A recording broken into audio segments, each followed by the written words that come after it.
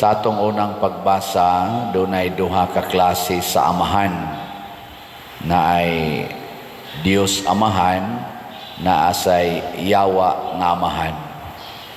Matud pa sa sulat ni San Juan, ang mga anak sa Dios lahi sa mga anak sa yawa. Lingiyay mong tupad ni nakinsay imong amahan, ang Ginoo o ang yawa. Way ganahan nga mahimong anak sa yawa. Pulos kita ganahan na anak tas Ginoo. Pero unsa may timailhan kuno nga anak tas yawa, basta magsigi pagitag pakasala. Nalingay mong tupad ing naa kay sa ing na nya nagay say sala anak si yawa. Nya unsaon man aron dili makasala, mubiya sa buhat nga yawanon nya mosunod sa sugo sa Ginoo. Mo na diri sa atong ebanghelyo, nisunod sila ni Hesus. Ug unsa may nahitabo, giusab ang ilang kinabuhi ni Hesus. Ang una gyung kausaban nga mahimo silang magsasangyaw sa presensya sa Ginoo. Kinsa ninyo dinhi ang magsigig yung sangyaw nga God is present. Taas ang kamot. Na itulo ka buok. Patway siguro. Muni kuwang nato karon kay murag ang Ginoo murag layo. Para nato ba murag layo. Kay nga naman, wa man sad nato siya masinati kaayo. Ug unsa may hinungdan, kay di ta ganahan mo puyo sa kinabuhi nga iyang gipuy-an. Pagsunod yun sa duha, kadto si Felipe mani og si Andres mo'y unang nisunod. Ningon dayon si Jesus, unsa may inyong gipangita? Kanang teacher, asa man ka nagpuyo? Ni siya nga rimo, come and see. Ari mo diri og tanawa. Pagkakita nila sa Pinoy-ana ni Jesus, puyo sila tipon kaniya. Wa sila igo ra nilantaw ba? Ana man uli. Ning puyo gyud. Kinsa ninyo ganahan mo puyo kuyog ni Jesus bitasan kamot. Maayo dagan-dagan. Naipipila wa gyud mo isa. Di mo ganahan mo puyo ni Jesus, dili sad mo ganahan mausab. Di sad ganahan nga mabag-o. Di ba? Bay karon, unsa may Pinoy-ana ni Jesus? Una, kabos. Tumang kakabos. Hapit way gikaon, hapit way kahigdaan. Kay matud pa niya, mas may panglanggam kay naay salag ang mga milo na ilungag, pero ang anak sa tao way kahigdaan. Kinsa ninyo dinhi ang ganahan nga mahimong kabos? Tasa kamot. Jutay na lang. Sunod, unsa may kinabuhi ni Jesus? Kinabuhi sa pag-antos. Ningon siya, mianhi ko aron pag-antos, aron maluwas ang katawhan.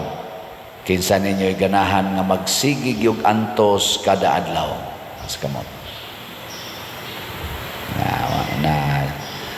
Duha na lang kabuo ang klaro. Unya, ang ikatulo nga buhat ni Jesus mao ang pagpakamatay para sa mga makasasala. To love and to die for enemies.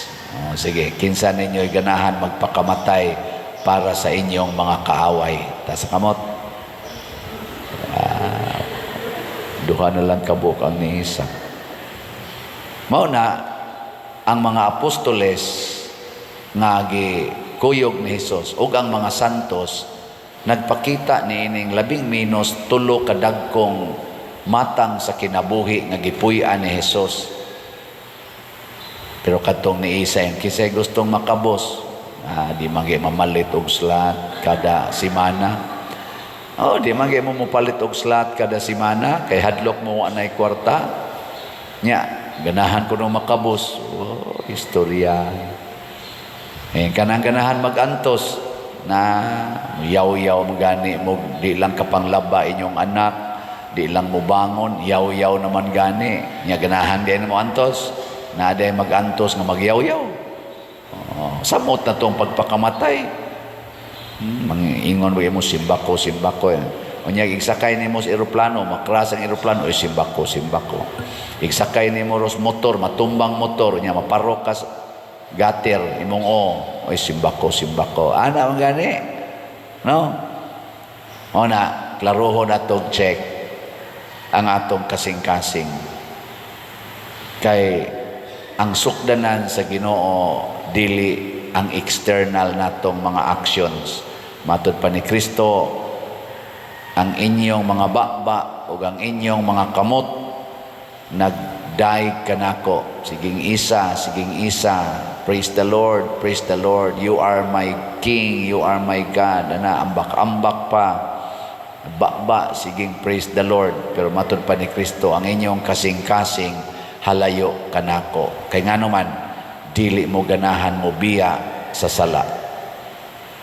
Ang sala maonay timailhan nga ato panggipangga ang yawa. Kay wa kunoy anak sa Dios nga magpakasala. Nya, kita ra ba kusog kitang moingon? Imposible. Di maguna kalikayan ang sala. Bisa ka na mangumpisal na ko, kasagaran yun, mayon. Di man yun ko kalikay pa der. Di yun malikayan, makapabakak yun ko. Di yun kalikayan, makapang nguan yun ko, makapang saba yun ko. Di yun kalikayan pa der. Nga, maka yaw-yaw yun ko. Pulos yun, di yun kalikayan. Gihapinan ng daan ba ang atong rason nga di kita willing nga mubiya sa sala. Antog ta akong papa sa unang, papa si Biro, undang nas panabako pa kay makadaot ra ba ng tabako. Siya, amo naman yung kinabuhi. Mauna gini. Sige lagi tabako. Mas stroke, half body, paralyzed, ingnan des doktor. Gusto kang madugay-dugay jutay, ayaw nagpanabako. Awa na gin manabako sa papa for 6 years. Hangtod namatay. Ingos papa, pwede raman biyaan ang pagtabako. Nako, okay. Di kamo biya nga agas ng laway dire, ana ng kamot. Nya maghuwat day ta ana.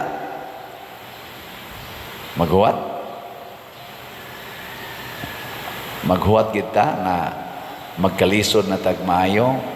Una pa ta mo balik sa Ginoo, kana mag-ilog na kasi imong ginhawa. Una pa ka mo biya sa sala. Dili.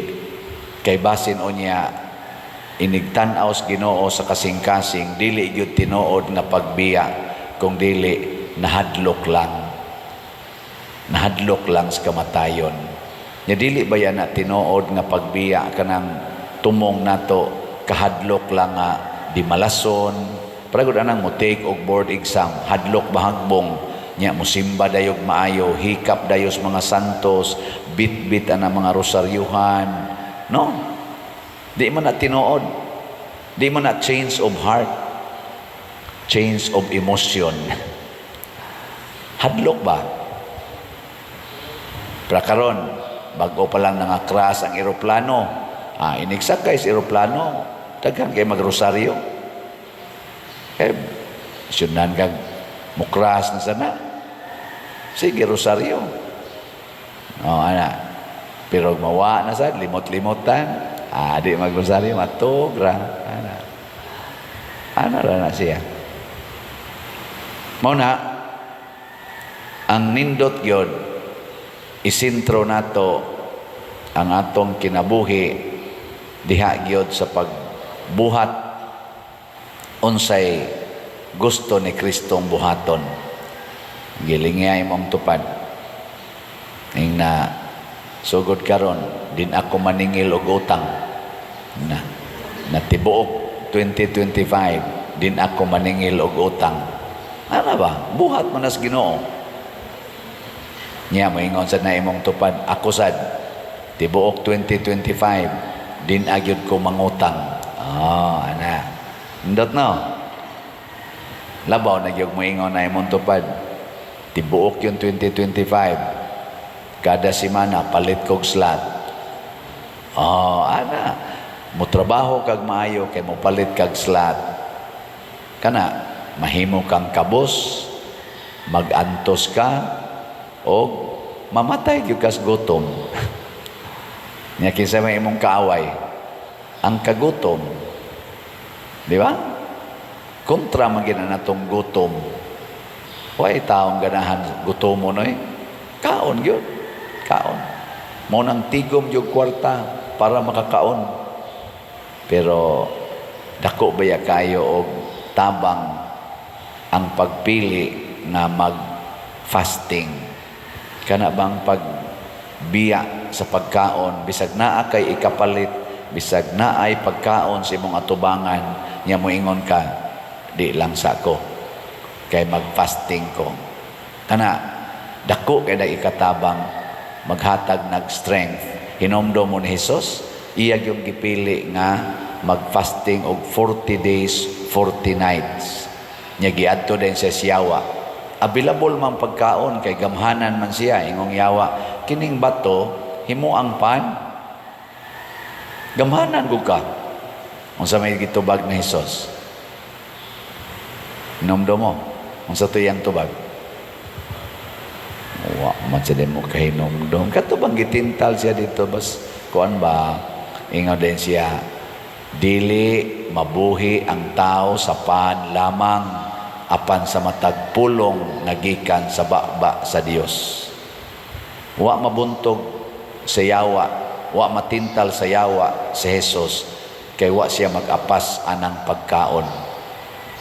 Muna ang atong kwarta kung gamito nato sa pagtabang sa uban, bahalag wa natay kaon, maglisod ang yawa og tintal nato.